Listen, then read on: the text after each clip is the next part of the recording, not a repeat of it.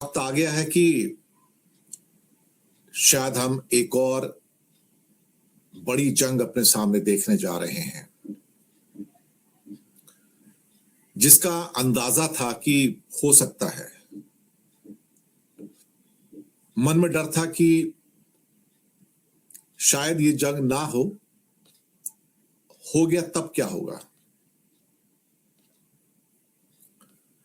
लेकिन जो स्थितियां पैदा हो रही हैं, जो डिप्लॉयमेंट्स हैं, उसे देखकर लगता है कि शायद अब वो मंजर ज्यादा दूर नहीं है जहां हमें एक मदर ऑफ ऑल वॉर्स देखने को मिले।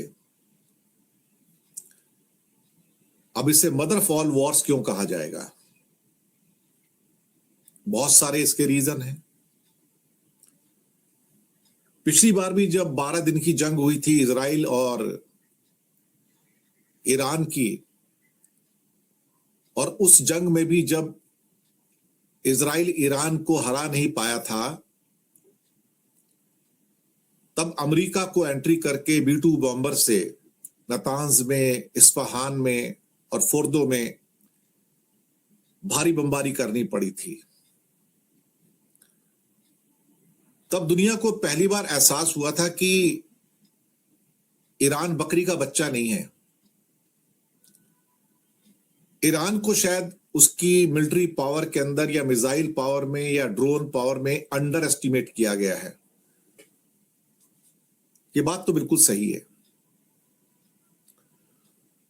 उस जंग के बाद, 12 दिन की जंग के बाद, ईरान ने बहुत सारे लेसन्स लिए और शायद इजराइल और अमेरिका ने भी लेसन्स लिए कि दुश्मन इतना छोटा नहीं है जितना समझा जा रहा है।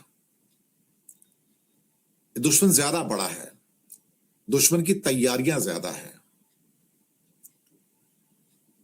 हालांकि बीच में सड़कों पर प्रोटेस्ट भी बहुत हुए, जिसे लेके ईरान की अंदर की जो पॉलिटिक्स थी वो कमजोर हुई। अयातुल्ला खमनेई भी कमजोर हुए, IRGC भी कमजोर हुआ। लेकिन एक सच बात यह थी कि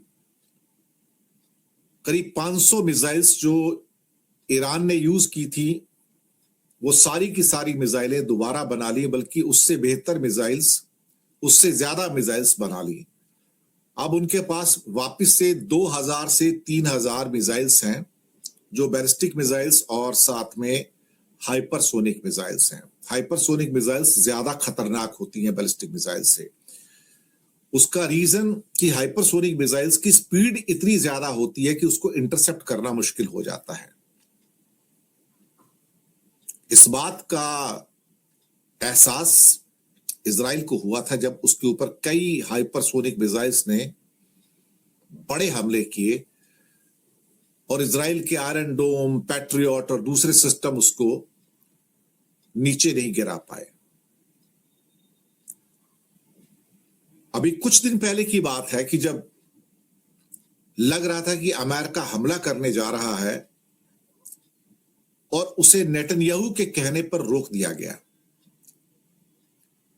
नेतन्याहू को लगा कि तैयारी पूरी नहीं है, आधी तैयारी के साथ हमला किया तो लेने के देने पड़ सकते हैं। और वहां से फिर ये अगले 15-20 दिन जो अभी गुजरे हैं, ये पूरी प्रिपरेशन के दिन से हैं। और यहां पर जो डिप्लॉयमेंट अब जो हुआ है अमेरिका का, इसमें अब्राहम लिंकन है, उसका एक दो एयरक्राफ्ट कैरियर और हैं, फ्रिगेट्स हैं, कॉर्वेट्स हैं, करीब करीब टोटल मिला के 500 प्लेन हैं। इस बार इजराइल को मिला लो तो 500 से ज्यादा प्लेन हैं, फाइटर प्लेन्स हैं, एयर मिड फ्यूल टैंकर्स हैं। इस बार की तैयारी ज्यादा बेहतर है। तैयारी पूरी भी है लेकिन खौफ भी है। डिप्लॉयमेंट कहां कहां है वो भी मैं आपको थोड़ा एक फोटोग्राफ के जरिए, मैप के जरिए बताता हूं। अगर आप इस मैप को देखेंगे तो आप पाएंगे कि इसमें सीरिया के बेस पे 2000 सोल्जर्स, इराक में 6000, जॉर्डन में 3000, कुवैत में 13000, सऊदी अरेबिया में 3000, नेवल सपोर्ट एक्टिविटी बहरीन में 7,000, अल उदैद एयरबेस कतर 13,000, यूएई में 5,000, ओमान में 600। ये डिप्लॉयमेंट है सोल्जर्स की, ये बहुत बड़ी संख्या में सोल्जर्स हैं। और जो राइट पिक्चर है उसमें बताए गए हैं कि यहां पर बहुत सारे आपके जॉर्डन के अंदर बहुत सारे अटैक प्लेन्स हैं, बहुत सारे कॉम्बैट शिप्स हैं पर्शियन गल्फ में, गल्फ और ओमान के अंदर डिस्ट्रॉयर्स हैं, इसमें सबमरीन्स नहीं दिखाई गई हैं। रेड सी के अंदर भी डिस्ट्रॉयर्स हैं नेवल, और ईरान से थोड़ा सा नीचे ओमान के पास अब्राहम लिंकन इस टाइम वहां पे सिचुएटेड है, जहां से ईरान बहुत ज्यादा दूर नहीं है। कोई भी फाइटर प्लेन वहां से निकलकर 4-5 मिनट के अंदर अंदर ईरान में एंटर करके वो वहां पर डिस्ट्रक्शन कर सकता है। अब यहां से कौन सी पिक्चर निकल के आएगी, ये सवाल अब पैदा होने शुरू हो गए हैं। जैसे कि मैंने कहा कि करीब 500 एयरक्राफ्ट, बड़ी संख्या है। ईरान की सबसे बड़ी कमजोरी क्या, जो पहली जंग में भी निकली थी, उसके पास एयरफोर्स नहीं है। ईरान के पास एयरफोर्स नहीं है, ये सबसे बड़ी कमजोरी है। और जो ईरान के पास थोड़े बहुत जो एयर डिफेंस सिस्टम्स हैं वो इतने बेकार हैं कि किसी काम के नहीं। वो किसी को भी एक हिट नहीं कर सकते, पहले भी हिट नहीं कर पाए, कोई एक प्लेन नहीं गिरा पाए इजराइल का, उनकी मिसाइलों को भी नहीं रोक पाए। इस बार सुनने में आया है कि एक S-400 है जो इस्फहान में डिप्लॉय किया गया है, जो इस्फहान का न्यूक्लियर प्लांट है, सिर्फ एक ही है। और कुछ HQ-9 जो बहुत ज्यादा एडवांस नहीं चाइना, क्योंकि उसके बाद चाइना के HQ-16 ज्यादा एडवांस है एयर डिफेंस सिस्टम, HQ-9 उसके पास है थोड़े।